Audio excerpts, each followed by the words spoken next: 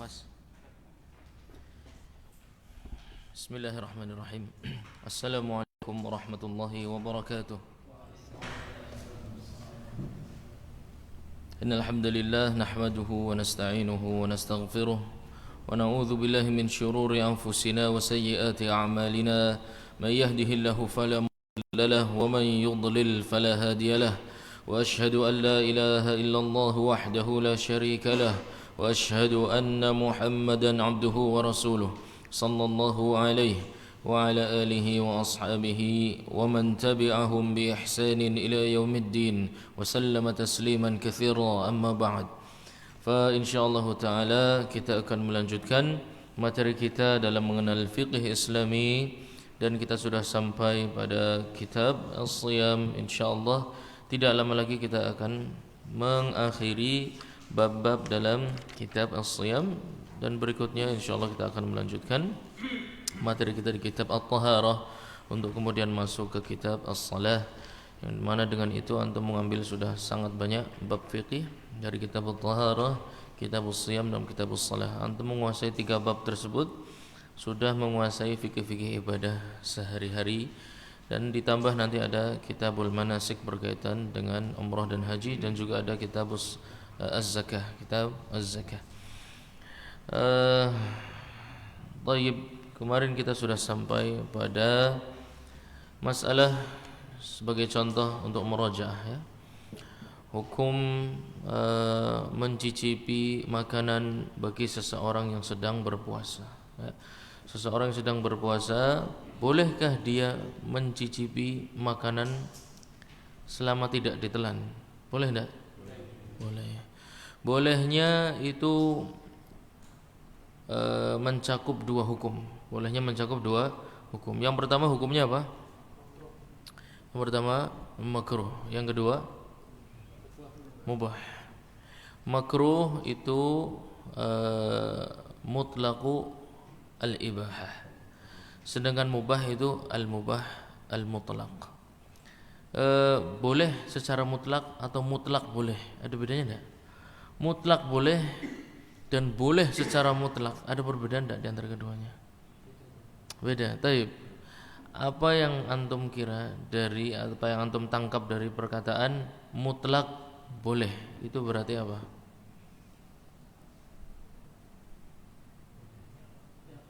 Yang itu dulu tuh, yang boleh secara mutlak gitu kan.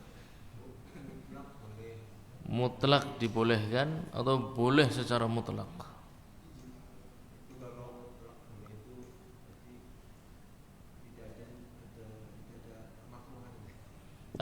Mutlaqul ibahah itu ibahah secara umum, mutlak, ya. Umumnya kebolehan, umumnya kebolehan.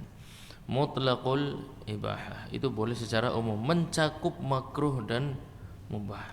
Adapun al-mubah al-mutlaq, boleh yang mutlak ini boleh dengan derajat yang tinggi. Boleh dengan derajat yang tinggi, tidak boleh ada kemakruhan di dalam. Jadi kalau dikatakan mubah mubah al-mutlaq, berarti mubah yang tidak ada kemakruhan di dalamnya. Kalau mutlaqul ibahah, berarti boleh masuk di dalamnya perkara yang hukumnya makruh. Maka dalam istilah tersebut kita gunakan dalam bab ini, mencicipi makanan bagi orang yang sedang berpuasa. Hukumnya ibahah mutlaqah atau mutlaqul ibahah? Mutlaq al-ibahah. Dibolehkan tapi secara umum, karena masuk di dalamnya ada perkara yang makruh dan yang boleh. Nah, kemudian kondisi yang pertama, mencicipi makanan bagi orang yang berpuasa, hukumnya boleh, ya. Mubah al-mutlaq, ya, mubah yang betul-betul boleh, mubah yang mutlak, mubah yang betul-betul boleh, tidak ada kemakruhan di dalamnya sama sekali. Ini bagi siapa?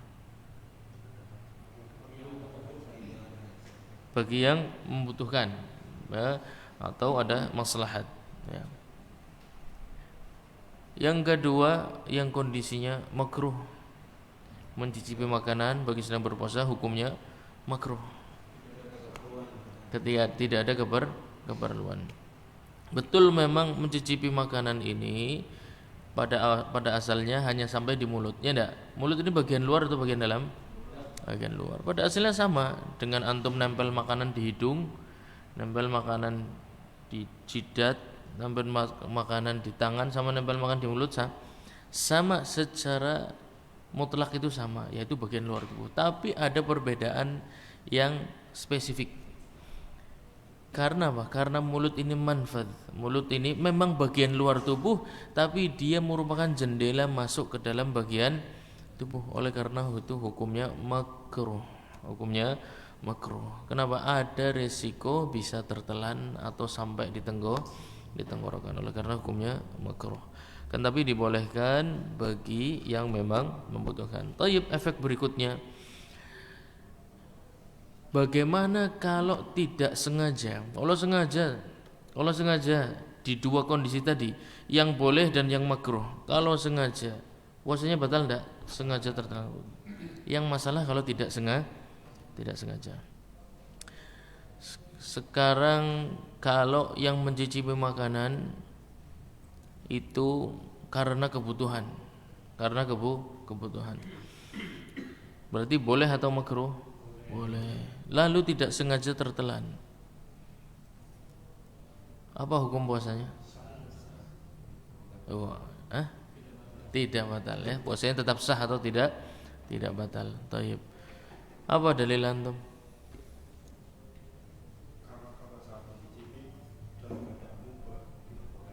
Diperbolehkan. Tayyib. Seakan-akan syariat mengizinkan perbuatan tersebut, maka tidak sengajanya dimaafkan dalam syariat Islam. Contohnya sebenarnya antum sudah tahu hadisnya, yaitu ketika seorang menghadap Nabi sallallahu alaihi wasallam tidak sengaja, lupa kalau sedang berpuasa, kemudian minum. Ya enggak? Minum sama nyicipi makanan banyakan mana? Banyakan minum. Yang minum saja enggak batal, apalagi cuma nyicipi makanan. Yang jelas tidak sengaja. Kondisi yang kedua, yang nyicipinya tidak ada keperluan, iseng, ya, iseng aja karena lihat kayak ini panganannya enak, nyicipi tok ya nyicipi. Tapi tidak ditelan. Nah, tapi ketika ini mencicipi kemudian tidak sengaja tertelan. Karena misalnya apa? Misalnya apa? Lagi nyicipi bojone teka, ya. Atau bapaknya teka, ke bocah kan anyaran puasa, ya kan ora tahan dalam pangan, akhirnya nyicipi mbok apalah engko mangane tangko wis.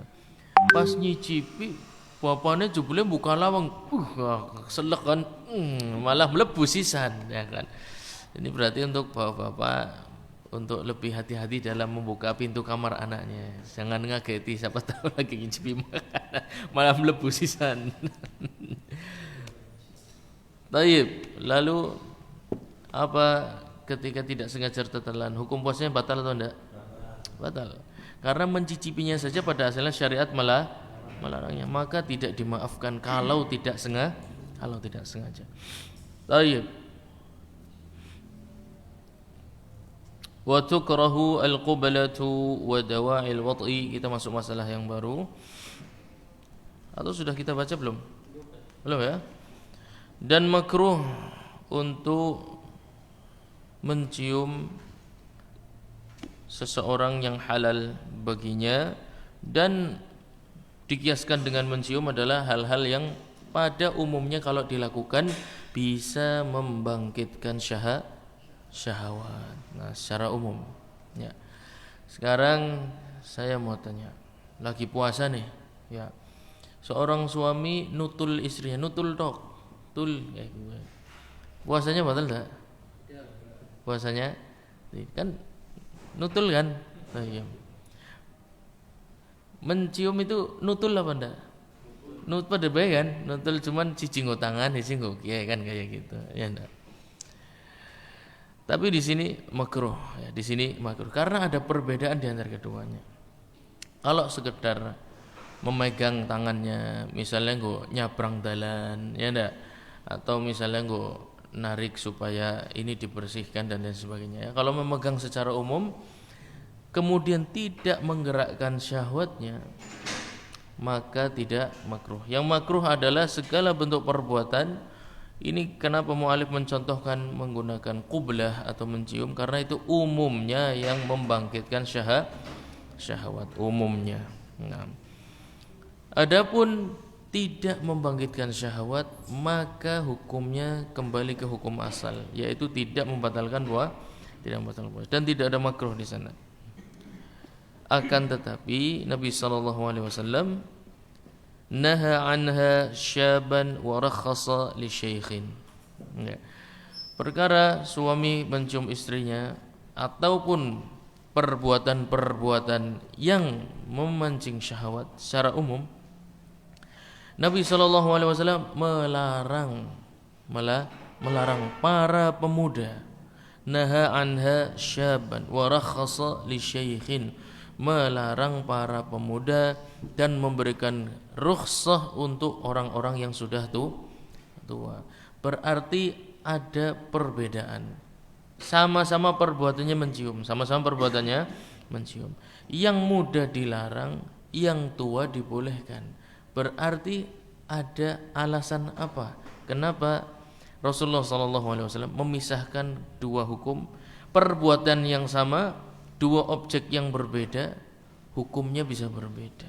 Berarti ada hikmah yang penting di sana yang dijadikan alasan hukum tersebut dihukumi makruh atau boleh. Kira-kira hikmahnya berarti apa? Menggerakkan syahwat. Maka itu kuncinya. Kalau tidak menggerakkan syahwat meskipun pemuda, maka tidak ada masalah. Karena beberapa pemuda nasallallahu alaihi memiliki memang rendah ya, ketertarikan terhadap lawan jenisnya, memang bukan berarti terus ketertariknya sama yang sama jenis, bukan. Maksudnya memang dia enggak minat. Bukankah antum tahu kisah seorang sahabat? Ya enggak, meninggalkan istrinya seakan-akan ya tidak dibutuhkan, ya sudah tidak perlu dunia. Beberapa sahabat sudah tidak membutuhkan istrinya lagi. Bukan apa, memang ada beberapa laki-laki yang secara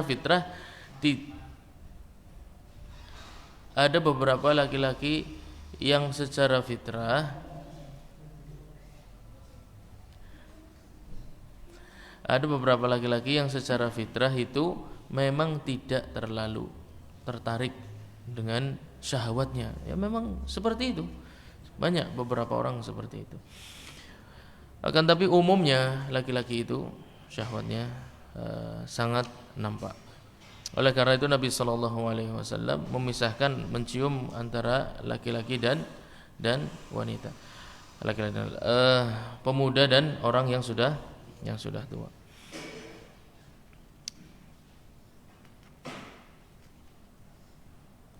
Rawahu Abu Dawud min hadithi Abi Hurairah wa rawahu Sa'id an Abi Hurairah wa Abi Darda wa kadza an Ibnu Abbas. Hadis-hadis menunjukkan Nabi SAW melarang seorang atau para pemuda untuk mencium istrinya ketika berpuasa. Itu karena ada hikmah, yaitu menjadi tempat naiknya syahwat. Wa kana sallallahu alaihi wasallam yuqabbilu wa huwa sha'im lamma kana malikan li irbihi wa ghairu dhi syahwati fi ma'nahu wa tahrumu in dhana inzala. Naam. Dalam hadis Aisyah ummul mukminin radhiyallahu anha qalat kana an-nabiy sallallahu alaihi wasallam yuqabbilu wa yubashiru wa huwa sha'imun. Ya. Wa kana amlakakum liirbihi akhrajahu al-Bukhari wa Muslim. Perhatikan. Beliau sallallahu alaihi wasallam melarang para pemuda untuk mencium istrinya dan membolehkan kepada orang-orang yang sudah tua. Akan tapi beliau sallallahu alaihi wasallam sendiri mempraktekkan ketika sedang berpuasa, yuqabbilu wa yubashiru, dekat dengan istrinya, bercengkerama, kemudian juga mesra, bahkan mencium istrinya dalam kondisi berpuasa. Lamma kana malikan li irbihi, akan tapi kondisi Nabi sallallahu alaihi wasallam pada saat itu mampu untuk mengendalikan syahwatnya. Pada prakteknya ketika kita Mungkin tidak sengaja, ya, tidak sengaja, bukan tujuan untuk syahwat, murni karena ya dalam rumah tangga saja, murni karena rumah tangga biasa antara tabiat antara suami dan istri biasanya seperti apa. Kemudian tiba-tiba kita merasakan muncul tergerak syahwat kita, maka harus segera dihentikan, harus segera dihentikan. Mungkin hanya sekedar tidur sebelah saja, ya, kalau sedang berpuasa. Kalau tidak berpuasa tidak ada masalah. Tapi kalau sedang berpuasa sekedar tidur sebelahan saja, ya, tidak terjadi apa-apa. Tapi kalau kita merasa dengan seperti itu syahwat kita bisa bangkit, maka segera jauhi, dan itu harus kita hindari. Karena apa? Itu jalur menuju pembatal puasa. Kalau sampai sekedar jejeran, kemudian sekedar bercanda, kemudian kita sudah jelaskan ada inzal, ya, keluar sesuatu baik apapun namanya, mau mani maupun madhi, sama puasanya, bah, karena ada apa? Ada kontak fisik, ada mubasyarah. Maka jalan-jalan yang menuju itu wajib ditutup, wajib untuk ditutup. Maka perbuatan-perbuatan yang memunculkan syahwat itu dihukumi makruh. Maka pada prakteknya sehari-hari kita kalau sedang berpuasa betul harus hati-hati sekali. Memang puasa ini memang sebuah ibadah yang mengajarkan kita untuk melatih jiwa kita agar tidak terbiasa mentaati syahwat. Padahal di luar Ramadan syahwat tersebut halal, ya enggak?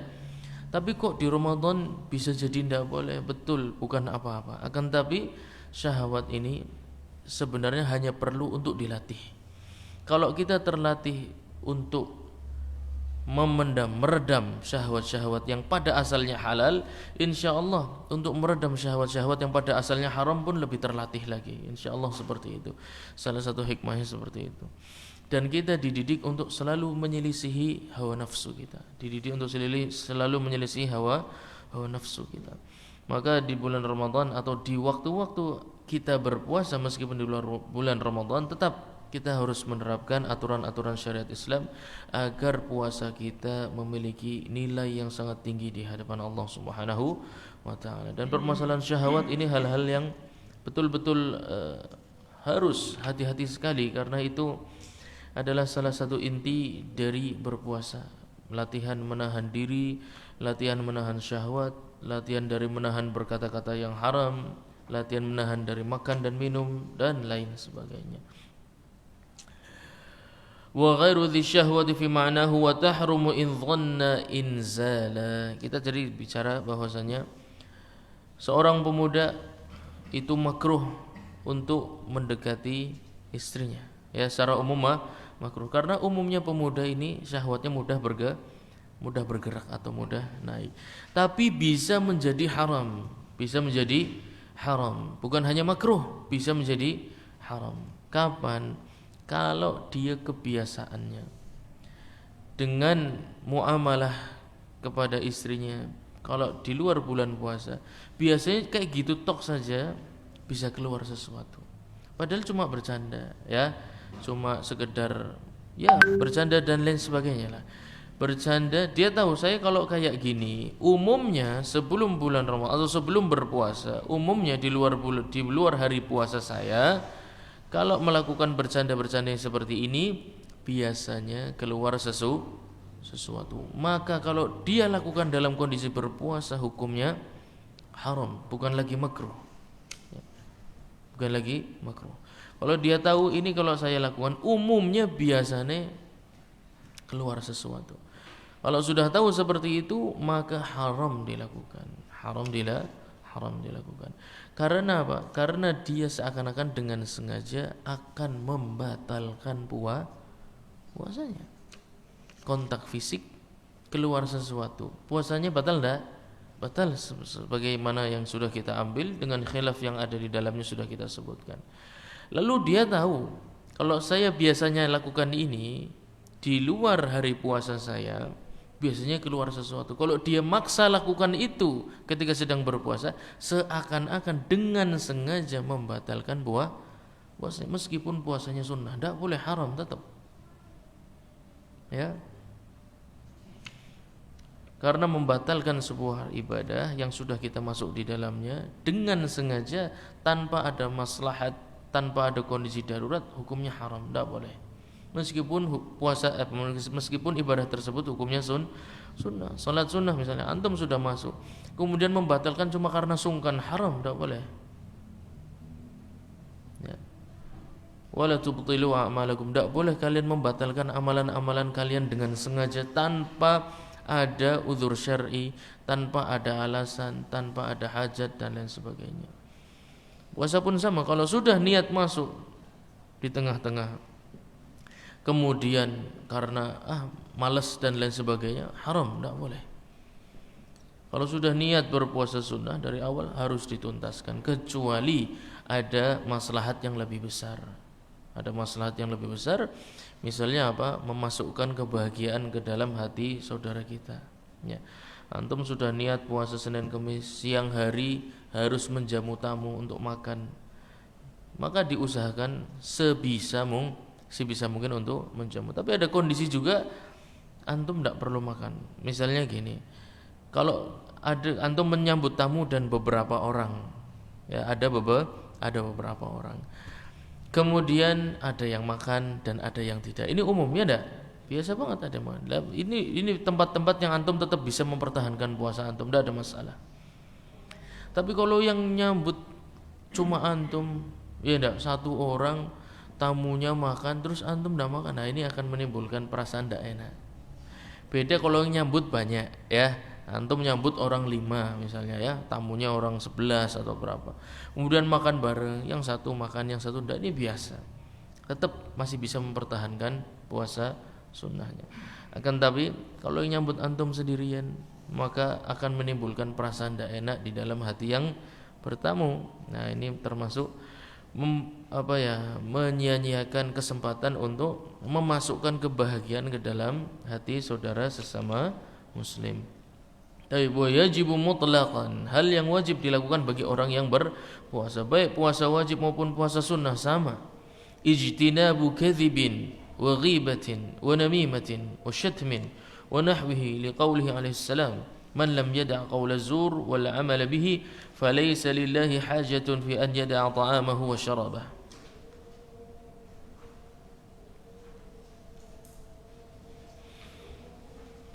Dan wajib bagi seorang yang berpuasa mutlaqan, puasa wajib puasa sunnah sama aja. Ijtinabu kadzib, tidak boleh berdusta. Nanti akan disebutkan apakah kalau seorang berpuasa kemudian dusta, seorang berpuasa kemudian ghibah, seorang yang berpuasa kemudian melakukan namimah. Pertanyaannya, apakah puasanya sah atau tidak? Adapun masalah pahalanya batal, ini enggak ada khilafiyah. Khilafiyahnya adalah puasanya masih sah atau tidak. Karena athar dari para sahabat menunjukkan bahwasannya barang siapa yang berdusta dalam kondisi berpuasa atau melakukan ghibah dalam kondisi berpuasa, puasanya batal. Faqad aftara, dia sudah membatalkan puasanya. Nanti insyaallah kita sampaikan. Man lam yada' qawla zur wal 'amal bihi falaysa lillahi hajatun an yada'a ta'amahu wa syarabahu. Rawahu Ahmad wal Bukhari wa Abu Dawud wa ghairuhum. Qala Ahmad, yanbaghi lis-sha'imi an yata'ahada shawmahu min lisanihi wa la yumari wa yasunu shawmahu. Kanu idza samu qa'adu fil masajid wa qalu nahfazu shawmana wa la naghtabu ahada wa la ya'malu 'amalan yajrahu bihi shawmahu. Al-Imam Ahmad mengatakan rahimahullahu ta'ala, yanbaghi lis-sha'imi, hendaknya seseorang yang berpuasa yata'ahad shawmahu min lisanihi, menjaga puasanya paling penting itu dari lisannya, Ini adalah tempat yang paling banyak mengurangi pahala puasa, yaitu lisan kita. Wala yumari, dan menghindari berdebat. Apalagi sampai berantem dan lain sebagainya, itu jelas harus ditinggalkan. wa yasuna saumahu, dan harus menjaga betul hal-hal yang membatalkan puasa. Kanu idza shamu, para sahabat dahulu ketika datang puasa, qa'adu fil masajid, banyak sembunyi di masjid karena menghindari muamalah dengan orang banyak. Wa qalu nahfadhu shaumana wa la naghtabu ahada, kita menjaga puasa kita dari hal-hal yang membatalkan dan menghabiskan pahala puasa kita, dan kita tidak mau kalau keluar nanti sibuk membicarakan aib orang lain, melakukan ghibah. Wala ya'malu amalan yajrahu bihi shaumahu, dan bukan hanya lisan tapi seluruh anggota tubuh diharamkan untuk melakukan hal-hal yang membatalkan atau mengurangi pahala puasa.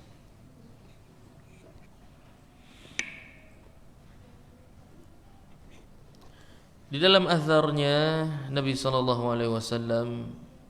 man lam yada qawla zur wal amala bihi falaysa lillahi hajatun, ya.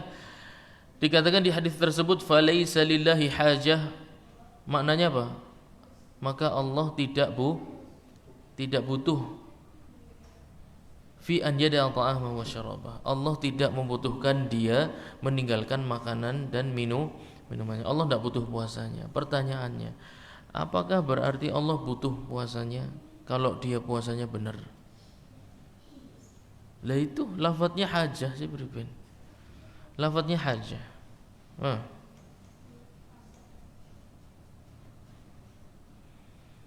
Apakah maknanya berarti Allah butuh puasa kita? Gimana? Ini kalau kita kan sukanya kembali ke langsung ke Quran dan hadis. Ini saya datangkan kepada antum lafadz dari nas hadis. Antum tidak butuh perkataan manusia. Para sahabat makan nasi, antum juga makan nasi. Ya, enggak ding ya, dulu enggak makan nasi ya. Para sahabat makannya roti, makannya gandum. Ya.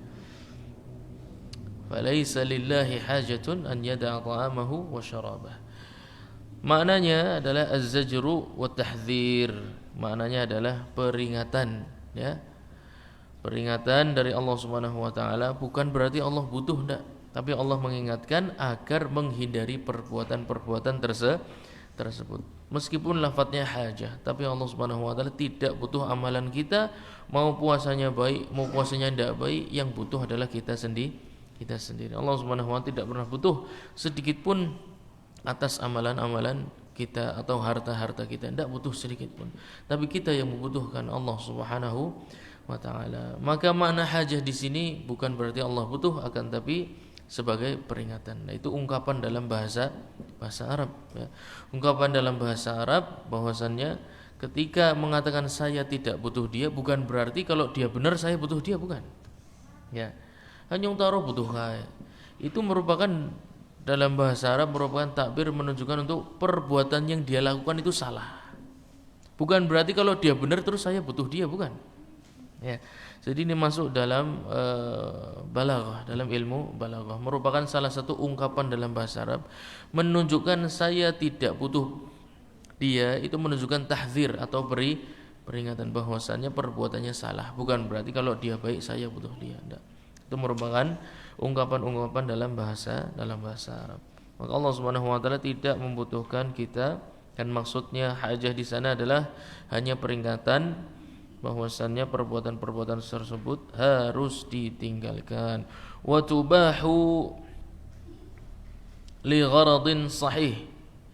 Tapi terkadang ghibah itu dibolehkan, dusta juga dibolehkan, namimah juga dibolehkan. Kapan kira-kira?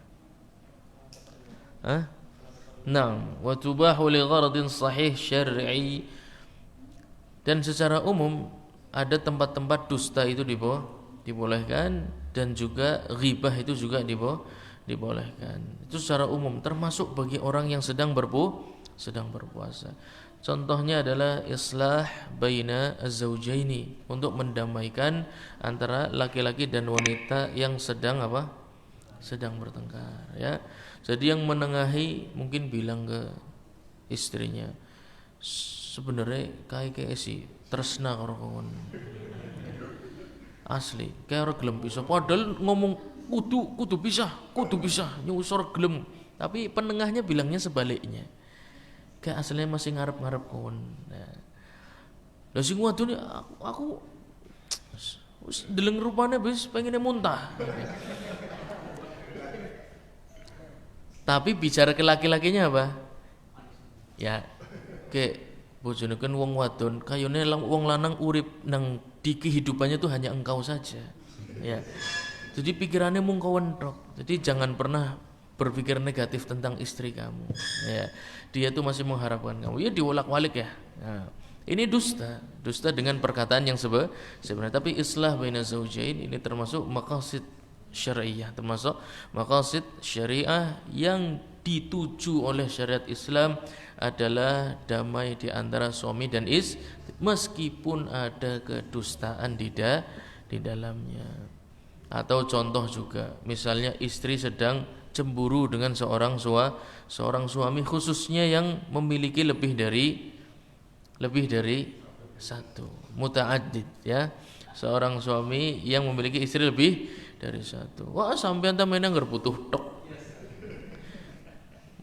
Mesti sing paling disenengi sing kaya ya sing enom. Suami meskipun bener, sing domongna bener. Tapi boleh dusta, ya boleh dusta. Meskipun kayak luwi enom, tapi kon ke jakalarane aku. Ya.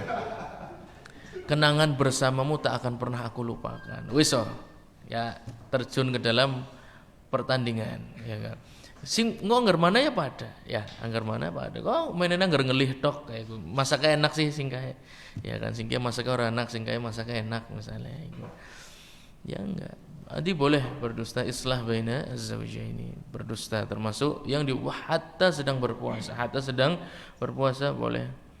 Atau mungkin dengan gombalan-gombalan ya enggak. Wajahmu bagai rembulan ya.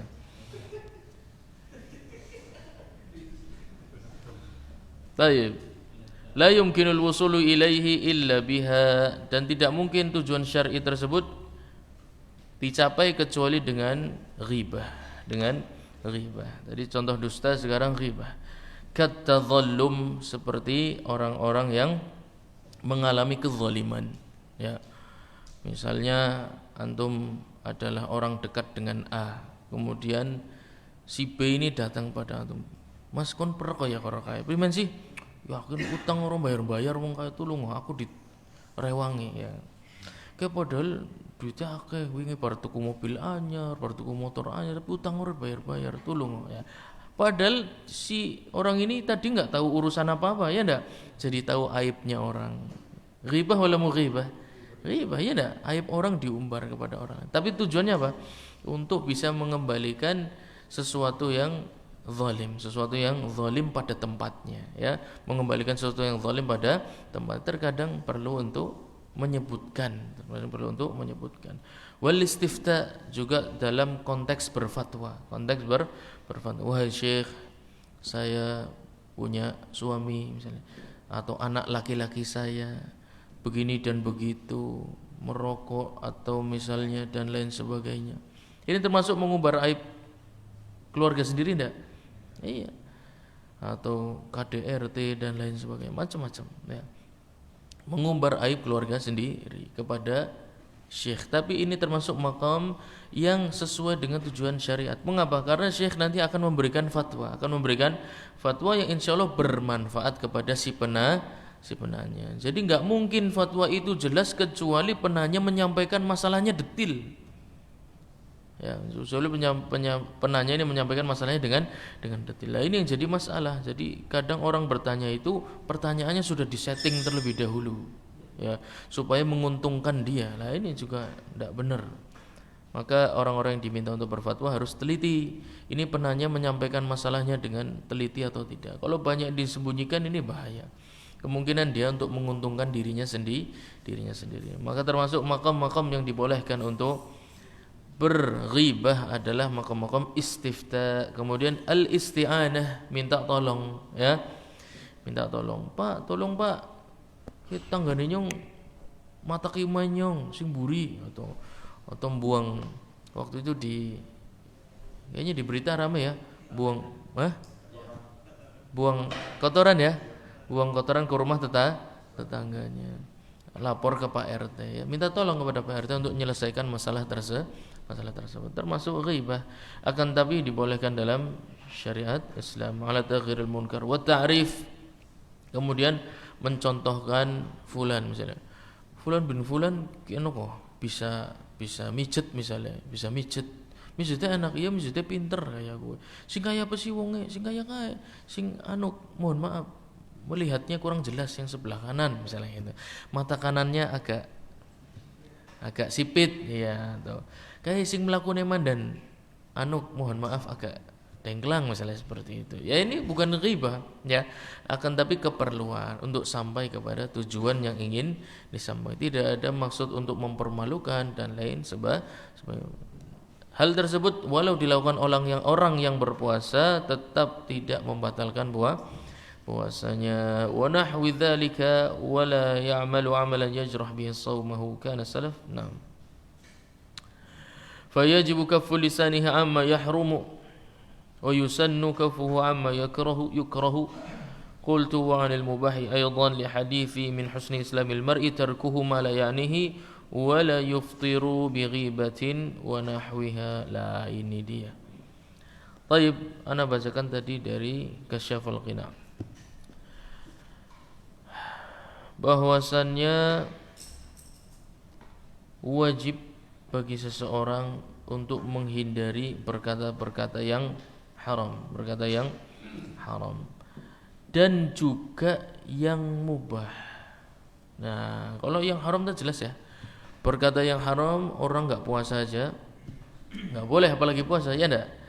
Tapi khusus dalam masalah puasa ada penekanan lebih dari perkataan yang mubah. Perkataan yang mubah pun disunahkan untuk ditinggalkan ketika tidak ada manfaatnya. Contohnya apa? Ngobrol apa? Lagi puasa, sebentar lagi kan masuk bulan Dzulhijjah. Ke timnas Argentina anjuk Indonesia, ya kan? Mubah enggak? Mubah. Akan tetapi bermanfaat tidak? Tidak. Ini termasuk yang disunahkan untuk ditinggalkan bagi orang yang sedang berpuasa. Bukan hanya yang haram, yang mubah pun tidak boleh. Jadi kalau ditanyakan, bisa ada orang oleh, kan ngobrol kotok beroleh, ya. Apa-apa rauli, apa-apa bid'ah, apa-apa haram, apa cuil-cuil kafir kan kayak gue. Ya. Sampaikan bahwasanya ini pendapat para ulama salaf, bahwasanya orang yang berpuasa disunahkan untuk meninggalkan perkataan yang mubah, bukan hanya haram, yang mubah, yang boleh, akan tetapi tidak ada manfaatnya di dalamnya. Min husni islamil mar'i tarkuhu ma la ya'ni, menunjukkan Islamnya seseorang itu baik ketika meninggalkan perkara-perkara yang kurang bermanfaat. Maka kalau sedang berpuasa, ya dihindari dulu mungkin majelis-majelis yang resiko tinggi, ya majelis-majelis yang beresiko tinggi. Ada majelis-majelis yang tidak beresiko tinggi, ya. Misalnya antum majelis dengan para penghafal Quran, majelis dengan orang-orang yang sedang ta'lim. Ini majelis-majelis yang tidak beresiko tinggi. Tetap meskipun ada resikonya tetap, ya. Karena beberapa majelis itu di dalamnya suka kalau mengumbar aib orang, ya, atau membicarakan seorang yang saleh tapi berbuat kesalahan, ya. Beberapa orang ini punya penyakit. Jadi kalau kesalahan dilakukan orang yang saleh atau seorang dai atau seorang muballigh atau seorang murabbi melakukan kesalahan, ini seakan-akan dia sudah melakukan dosa besar yang belum pernah dilakukan sebelumnya oleh orang manapun, ya. Cuma karena lupa mematikan lampu saja, ya, bisa jadi ini dosa besar. Karena di jalanan itu biasanya masyarakat ngidupin lampu teras, ya. Kemudian ada ustadz, lampu terasnya lupa dihidupin, ya. Ini masyarakat suka sekali yang seperti itu, ya. Jadi menganggap wong orang ngerti agama. Jadi kalau ada orang soleh berbuat kesalahan, seakan dia bisa membela diri. Ya nyong orang perlu pendol-pendol. Be paham kayak kiye. Kiye seorang alim ngurupna lampu bera mudeng kan kayak gue. Jadi ada beberapa orang yang cenderung suka dengan kesalahan-kesalahan yang dilakukan oleh institusi-institusi agama atau orang-orang yang syiar agamanya menampakkan kesalehan. Dan itu sudah disabdakan oleh Nabi Muhammad SAW bahwasannya ala ukhbirukum bisyirarikum, mau enggak kalian aku kabarkan orang-orang yang paling jelek di antara kalian, paling hati-hati, ya. Al-masya'una bin namimah, orang yang suka mengadu domba. Majlisnya nang dindi semua adalah teman, iya, tapi aibnya teman diumbar semua. Dalihnya semua adalah teman, betul, tapi aibnya A adalah nang B, B adalah nang C, C adalah nang A, terus. Nah, ini al-masya'una bin namimah, orang yang suka mengadu domba. Rahasia A dibongkar ke B, B ke C, C dibongkar semuanya. Jadi mereka saling membenci lah. Al-mufsiduna bainal ahibbah, yang suka kalau ada dua orang teman kemudian jadi saling tidak suka. Al-baghuna lil bura'il anat, dan orang-orang yang suka menyerang kehormatan orang-orang yang saleh, orang-orang yang menampakkan kesalehan, menampakkan syiar agama Allah Subhanahu wa taala. Orang berbuat maksiat itu banyak, tapi kalau yang melakukan orangnya katoke cingkrang, batuke ireng jenggoten, seakan-akan melakukan dosa yang sangat besar. Padahal melakukan itu mungkin orang banyak sekali. Inilah penyakit yang ada di tubuh beberapa kaum muslimin. Hasad terhadap ahli-ahli agama, hasad terhadap orang-orang yang suka majelis ta'lim, hasad terhadap para ulama, apalagi ustadz berbuat kesalahan sedikit saja, sudah gorengan habis. Buat cemilan di majelis manapun ustadz tersebut begini dan itu dan lain sebagainya. A'udzubillah. Ini termasuk orang-orang yang paling buruk, ya. Jadi antum kalau punya teman model begini lebih baik segera ditinggalkan, karena mereka enggak akan menambah manfaat dan maslahat buat antum. Yang ada justru menularkan bakat terpendamnya kepada antum supaya antum menjadi seperti mereka. Dan mereka biasanya berkumpul dengan orang-orang yang sama, karakternya sama persis. Karena orang-orang yang fitrahnya baik itu tidak akan betah dengan orang seperti itu. Tapi kalau yang sama-sama rusak, itu kumpul, suka menjadi satu. Maka hati-hati dalam memilih teman.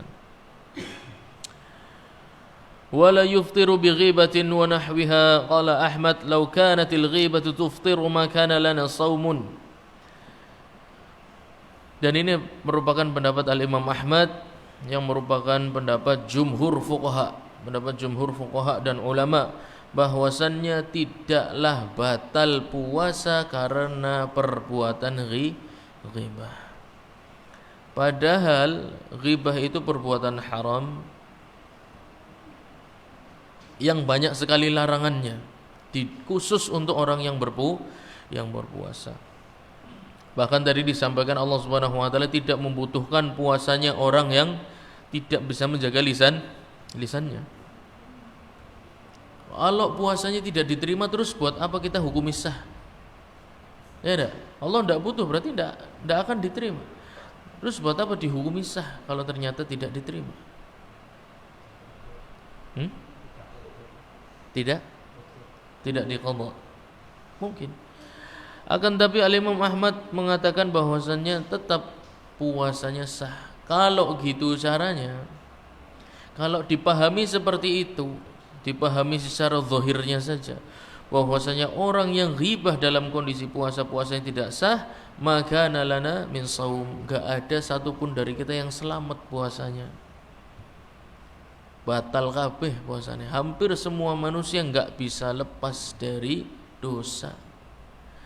Lalu mengapa tetap dikatakan puasanya sah? Karena dimungkinkan dia bertaubat di akhir waktu puasanya. Kalau dikatakan gara-gara ghibah jam 10 ghibah batal, ya wis rampung, enggak ada waktu untuk bertaubat, sisan bae ngopi, mangan gorengan. Majelisnya dimakmurkan sekalian, tukang somai diundang, tukang bakso diundang. Tapi ketika dikatakan sah, masih bisa, ya Allah, astagfirullah. Wis aja ngobrol liyane. Masih ada kesempatan bertaubat. Pahala puasanya masih bisa disusun ulang. masih bisa ditumpuk lagi. Tapi kalau gara-gara ghibah batal puasanya, berarti selesai puasanya. Tidak ada kesempatan untuk memperbaiki puasanya. Akan tapi riwayat tentang batalnya puasa karena perbuatan ghibah ini justru datang dari para sahabat. Qala Ahmad law kanatil ghibatu tuftiru ma kana lana shaumun wa dzakarahu al-muwaffaq ijma'an. Ya. Al-Imam Ibnu Qudamah rahimahullah ta'ala mengatakan ijma' bahwasannya orang yang ghibah itu puasanya tidak batal. Ijma' dinukil oleh Al-Imam Ibnu Qudamah. Dzakara Syekh Taqiyuddin wajhan yuftiru bi ghibatin wa namimatin wa nahwihima.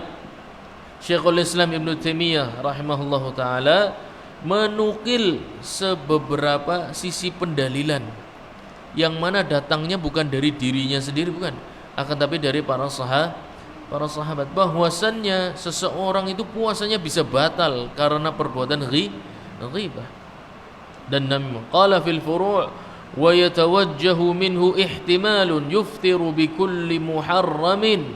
Bahkan di dalam kitab Al-Furu' karya Al-Imam Ibnu Muflih ada pendapat mengatakan bahwasannya puasa ini batal dengan segala bentuk yang haram.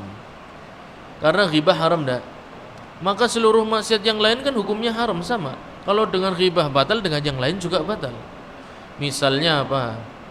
Seorang wanita tidak berhijab, hukumnya haram dah. Wanita yang sudah dewasa mukallafah, ya. Wanita yang mukallafah, muslimah mukallafah, itu wajib berhijab dah. Kalau tidak berhijab, hukumnya haram dah. Haram. Sama dengan ghibah. Puasanya kalau ghibah batal, puasanya kalau seorang wanita mukallafah ketika tidak menggunakan jilbab maka juga batal. Sama dengan semua yang haram, dengan semua yang haram. Ini pendapat, pendapat. Adapun kita sudah sampaikan tadi bahwasannya tidak batal, ya, tidak batal dan dinukil ijma' oleh Al-Imam Ibnu Qudamah. Wa qala Anasun, riwayat dari sahabat Anas bin Malik, idza taba shaimu aftara. Sahabat Anas bin Malik dinukil fatwanya bahwasannya beliau radhiyallahu anhu berfatwa idza taba shaimu aftara. Orang yang berpuasa kalau melakukan perbuatan ghibah aftar, dia sudah berbuka puasa, berarti batal puasanya. Wa an Ibrahim, tidak main-main, disebutkan athar-athar dari sahabat, dari tabi'in juga. Ibrahim An-Nakhai qala kanu yaqulun al-kadhibu yuftirus shaim. Kedustaan ini membuat puasa orangnya batal. Kedustaan ini membatalkan puasa seseorang.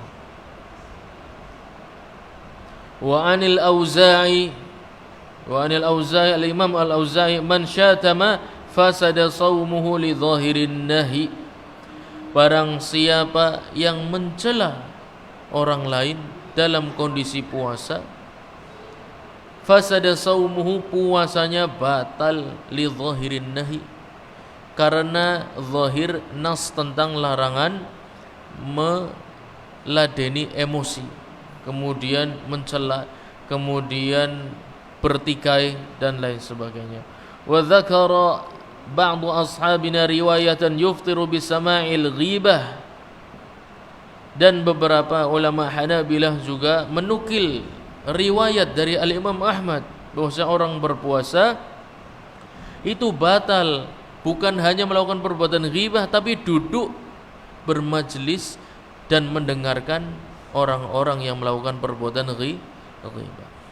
Maka riwayat dinukil sebanyak ini oleh ulama-ulama Hanabilah menunjukkan apa? Permasalahan ini bukan permasalahan sepele. Meskipun jumhur fuqaha, bahkan Imam Ibnu Qudamah mengatakan ijma', puasa tidak batal dengan ghibah. Akan tetapi athar dari para sahabat, athar dari tabi'in, athar dari tabi'ut tabi'in, athar dari para ulama salaf, banyak yang menunjukkan bahwasanya puasa itu batal karena dusta, puasa itu batal karena ghibah, juga karena namimah. Lalu bagaimana mengkompromikan athar-athar ini? Caranya harus mengembalikan pada perkataan para ulama. Wa qala Abul Faraji,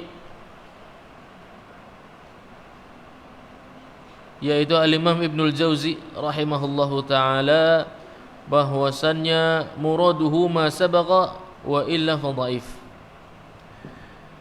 Yang dimaksud dari batal puasanya perkataan sahabat Anas, perkataan tabi'in Ibrahim An-Nakhai, maksudnya adalah batal pahala puasanya. Jadi ada dalam kurung ya. Batal dalam kurung pahala puasanya. Harus ditafsirkan dengan itu, kata Imam Ibnul Jauzi. Tidak boleh dengan zahirnya. Kenapa? Karena akan bertentangan dengan riwayat yang lain yang jumlahnya sangat banyak. Maka nggak boleh ditafsirkan secara zahir plek-plek, harus letterlek ya, letterlek dengan nasnya. Padahal itu fatwa sahabat loh. Tapi terkadang fatwa sahabat pun perlu ditafsirkan. Al-Quran perlu ditafsirkan. Hadis Nabi terkadang perlu ditafsirkan. Perkataan sahabat terkadang perlu ditafsirkan. Yang aneh seperti itu. Ada yang bertanya, apa mazhabnya Abu Bakar? Nah, ini perkataan model apa? Perkataan Abu Bakar saja kadang perlu dipahami dan ditafsirkan oleh murid-muridnya. Ini orang-orang yang enggak, ya uslah, angel. Lalu ngomong orang rampung-rampung.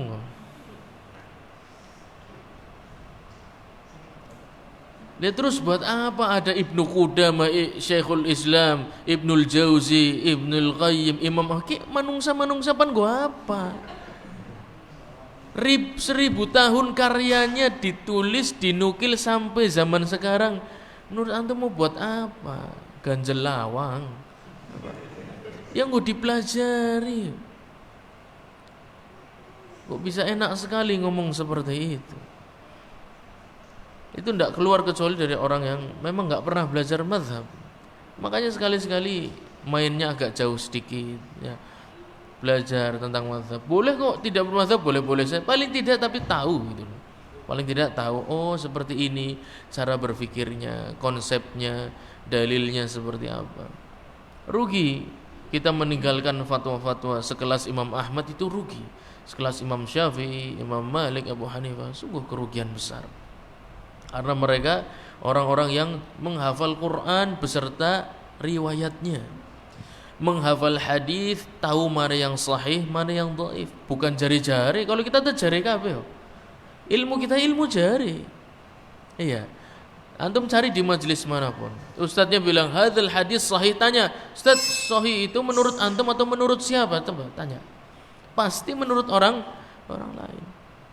Adapun Imam Ahmad, beliau tahu sahih bertemu dengan periwayat hadis satu, lihat mukanya, tahu. Lihat orang-orang periwayat hadis itu satu-satu beliau lihat. Tapi kita ketemu periwayat hadis saja tidak, dengan gagahnya mengatakan, oh itu hadis dhaif. Ya dhaif menurut siapa dulu? Tentang sahih dan dhaif saja para ulama bisa berselisih pendapat. Harus menghormati dong. Kalau dhaif menurut ulama Anda dan menurut ulama lain sahih, Anda harus berlapang dada. Tidak bisa dipaksa seperti itu. Baik, kita lanjutkan. Wasunna lahu, masih ada. Aywa. Wasunna lahu kathratu qira'atin wa dzikrin wa sadaqatin wa kaffu lisanihi amma yukrahu.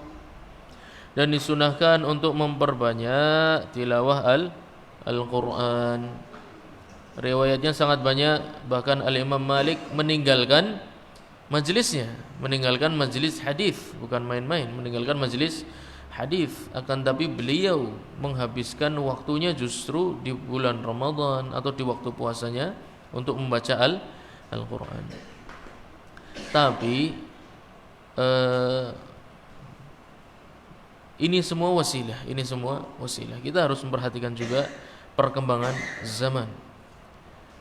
Imam Malik rahimahullah ta'ala, kemudian penduduk kota Madinah di saat itu penuh dengan ulama. Bahkan asarnya sangat ma'ruf, kitab Muwatta itu tidak Imam Malik edarkan kepada murid-muridnya sampai mendapatkan persetujuan 70 ulama di Masjid Nabawi. Kalau kita apa? Nulis kitab langsung cetak aja, ya kan? Nggak perlu konsultasi dengan orang lain. Ana a'lamu min haula, saya yang paling alim. Ya dah. Coba Imam Malik, beliau sekelas masih tanya kepada ulama yang lain, dan tidak ada satupun yang menolak bahwasanya kitab itu boleh diedarkan. Tapi kalau sekarang berlomba-lomba, ya nulis, kemudian ijtihad dan lain sebagainya. Kalau antum lihat para ulama salaf itu kebanyakan menulis atau membuat karya tulis kitab itu berdasarkan kitab sebelumnya. Sebuah kitab inti diringkas, disyarah, diringkas, disyarah, diringkas, disyarah. Kalau sekarang tidak perlu dengan kitab sebelumnya, mustaqil. Ya, saya bisa ngarang sendiri, tidak perlu kitab-kitab sebelumnya, tidak perlu. Nah, inilah fitnah di zaman ini. Terlalu cepat menjadi mujtahid, terlalu cepat menjadi mufti, terlalu cepat menjadi imam, dan kurang menghargai kitab-kitab ulama salaf. Kalau zaman dulu coba antum cari kitab apa? Kebanyakan itu syarah terhadap kitab sebelumnya, ulama sebelumnya, ringkasan terhadap kitab ulama sebelumnya. Tapi kalau di zaman sekarang ya sudah, ngarang sendiri, karya sendiri, seakan dia adalah penemu, peneliti, ya. Kalau ulama Islam tidak begitu. Kalau ulama Islam itu menghargai kitab-kitab ulama salaf. Cari kitab inti, kemudian syarah. Cari kitab yang penting, kemudian disyarah. Atau kitab yang tebal, kemudian diringkas. Inilah namanya adab seorang talibul ilmi. Tidak terburu-buru menelurkan karya tulis. Dengan kemampuan yang bahkan Al-Quran saja belum tentu dia hafal, tapi dengan gagahnya sudah bisa merumuskan akidah, prinsip, pondasi dengan gaya bahasa yang bermacam-macam. Ambil satu kitab, kitab Tauhid, kitab Aqidah Tahawiyah disyarah, Aqidah Tadmuriyah disyarah, supaya ada silsilah keilmuan, ada adab dalam menelurkan karya tulis. Bahwasanya ilmu saya ini berasal dari ulama sebelumnya, berkaitan dengan ulama sebelumnya. Tapi kalau sekarang langsung fikih A, fikih B, enak ambil kitab fikih satu, dia syarah, selesai. Ada silsilahnya, ada adabnya dalam menulis. Insya Allah berkah orang-orang yang mengambil ilmu dari ulama-ulama besar. Akan tapi kalau sudah ilmu diambil dari ulama-ulama yang majhul, majahil, dia nggak tahu ambil dari mana, mungkin dari Syekh Google atau imam YouTube, ya, atau fadilatu Twitter, ustadz Instagram, ya sangat disayangkan generasi kita, ya generasi seperti itu. Nasallallahu alaihi wa sunna liman syutima qauluhu jahran, barang siapa diacak gelut, ya, syutima itu dicela, ya, dicela, maka disunnahkan untuk mengatakan dengan suara yang lantang, yang jahar, ya, inni shaim, saya sedang puasa.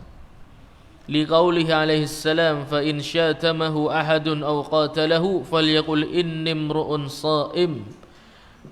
Kalau orang yang sedang puasa diajak debat, diajak berkelahi oleh orang lain, jangan diladeni, ya, meskipun dia memiliki kemampuan berkelahi yang baik atau badan yang kotak-kotak, ya, persegi, bunder, adanya bunder, ya, one pack, ya, umumnya one pack. Maka disunahkan untuk mengatakan dengan jahar, inni shaim, ya. Akan tetapi kalau ini para ulama juga berbeda pendapat, ya, dalam Kasyaful Qina dan beberapa syarah dijelaskan bahwasannya yang dimaksud dalam hadis ini adalah di bulan Ramadan.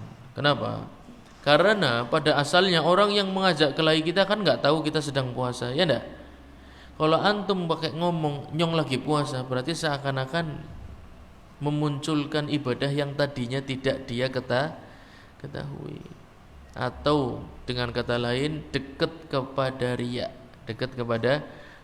karena ibadah puasa ini nggak ada orang tahu. Akan tapi kalau kita mengatakan aku lagi puasa, sing takon siapa, ya kan? Yang ora takon sampean puasa apa ora, tapi gelut bayu kayak gitu. Aku ora seneng cengcang, ya kan? Sampean mau pendelak-pendelik ya nyong lewat ya. Yuk dirampung nabe saiki, ya aku. Ya. Lah ini, apakah perlu kita ngomong sorry nyong lagi puasa, pentol ya, hebat, santri ya boleh, orang soleh ulama kan malah dipoyoki kan, malah orang kanggo sisan, ya, malah orang kanggo sisan. Lah itu akhirnya maka para ulama menjelaskan dan mentafsirkan hadis ini. Maksud berkata ini shaim itu di bulan Ramadan. Karena bulan Ramadan umumnya orang tidak ada riya di dalamnya, karena umumnya orang puasa. Sing ora umum gue sing ora puasa. Tapi kalau puasanya di luar bulan Ramadan, apalagi puasa-puasa sunnah, maka mengatakan ini shaimnya tuh kepada diri sendiri, kepada hawa nafsunya aja diladeni konke lagi puasa, eling nyong lagi puasa. Sir, ya. Maka dalam mengatakan ini shaim ada dua kondisi. Yang pertama, ketika di bulan Ramadan maka disunahkan menjaharkan. Adapun di luar bulan Ramadan maka sunnahnya dibaca dengan sir untuk menasehati diri sendiri. Apakah berarti kalau kita tidak berpuasa boleh melampiaskan sebagaimana yang banyak orang bilang, tangan ini diciptakan untuk apa? Untuk berkelahi, maka gunakanlah sebaik-baiknya kan. Apakah kalau di luar bulan Ramadan atau ketika kondisi tidak puasa boleh? Tentu tidak, boleh. Puasa ini tarbiyah, ya. Allah Subhanahu wa taala hal-hal yang dilakukan selama puasa ini adalah hal-hal yang baik untuk orang Islam. Jadi segagah apapun antum, karate, aikido, apa maning? Muay Thai, kickboxing, sabuke ireng sampai abang ireng sisan, ya. Tetap bukan alasan untuk menunjukkan kemampuan dan power kita di hadapan orang lain. Sebisa mungkin menghindari perkelahian. Seorang muslim itu sebisa mungkin menghindari perkelahian. Kalaupun terpaksa hanya membela diri dan secukupnya saja. Angger cuma mau ngindar-ngindar tok wong ora mandek-mandek ya, kasih sekali. Ya. Kasih sekali sing sampai enggak bisa berdiri lagi. Ya. Kemudian diinggirna ditulungi dalenginung, ya. Nanti insyaallah justru menimbulkan mahabbah. Jadi tujuan seorang Islam dalam berkelahi itu bukan emosi, bukan melampiaskan nafsu. Tentu asar yang ma'ruf bahwanya sahabat Ali bin Abi Thalib pernah hampir membunuh seorang musuh dalam Islam di salah satu peperangan. Akan tapi ketika musuh tersebut meludah kepada sahabat Ali, beliau tidak jadi membunuh musuh tersebut. Karena apa? Karena kalau dipaksa bunuh maka bunuhnya karena apa tadi? Emosi. Beliau itu ingin membunuh karena Allah Subhanahu wa taala, bukan karena emosi. Kalau sudah masuk emosi maka hindari. Maka perkelahian apapun kalau ada emosinya antum hindari. Tidak baik, ujungnya pasti tidak baik, penyesalan, kebablasan dan lain sebagainya. Maka kalau antum tidak emosi boleh dan lakukan secukupnya, yang penting dia berhenti dari perbuatan tersebut. Nah, wa sunnat akhirus suhur. Nah, ini juga masalah yang penting, disunahkan untuk mengakhirkan sahur. Jadi kalau subuh itu azan jam 4:30, sahur jam 4.25. Betul. Azan subuh jam 4.30. Maka antum disunahkan sahur jam 4.25 atau jam 4.27. Gimana? Kan disunahkan mengakhirkan. Gimana? Kira-kira setengah jam. Tapi kalau diakhirkan lagi nggak sesuai dengan sunnah. Hah? Pimpin? Gugup.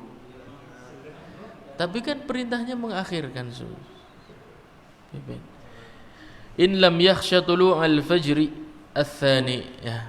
Maka enak belajar fikih pakai kitab para ulama tuh, masya Allah, komplit, ringkas, padat. Perhatikan kaidahnya. Dalam masalah mengakhirkan sahur, kuncinya satu, jangan sampai kebablasan. Jangan sampai kebablasan. Sudah itu tok.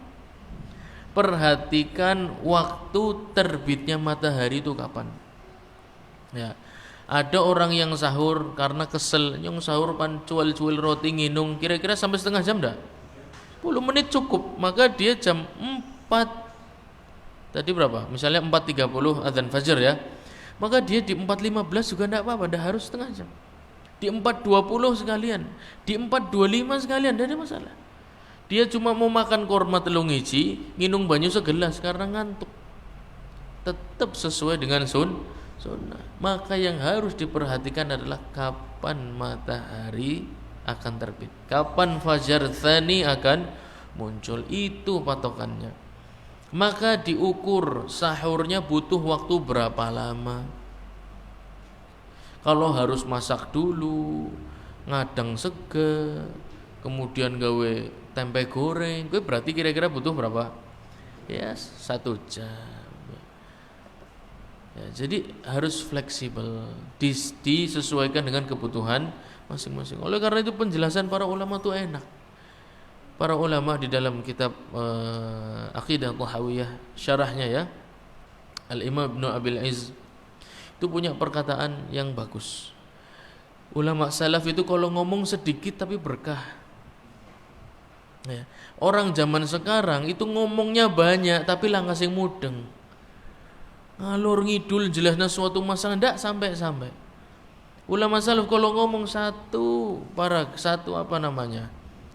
syater, satu bait, segaris rong garis, tapi masalah selesai, berkah, ya, ndak banyak bicara.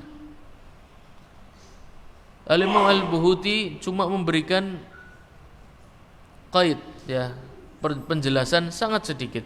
In lam yakhsha tulu'a fajrin tsanin, selama dia mampu mengukur kapan fajar tsani atau fajar shadiq itu muncul, maka waktu sahur bisa dia akhirkan dengan mengukur kapan fajar tsani itu akan muncul.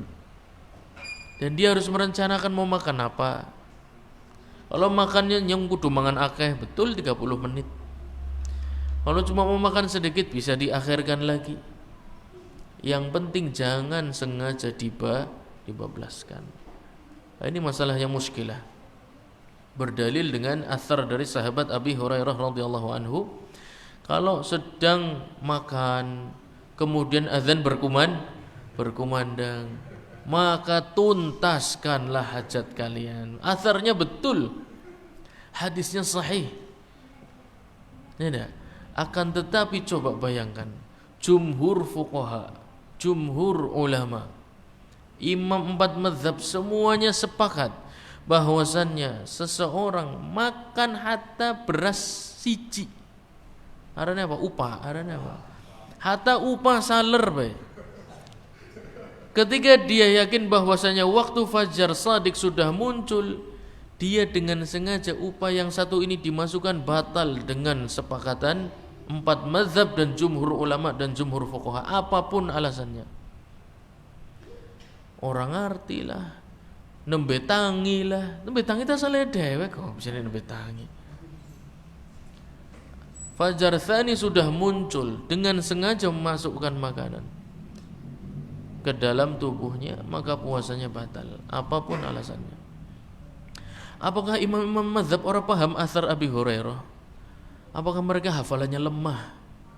Apakah mereka mungkin tidak mengerti ilmu hadis?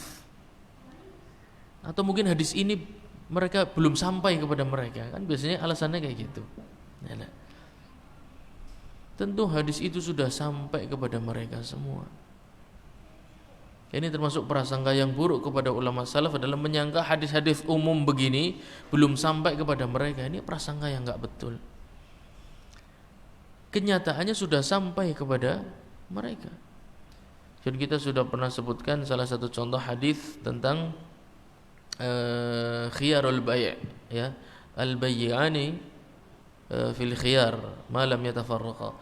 Dua orang yang berdagang dalam masa khiyar sampai dia berpisah. Sebelum berpisah maka boleh ini orang sudah tuku.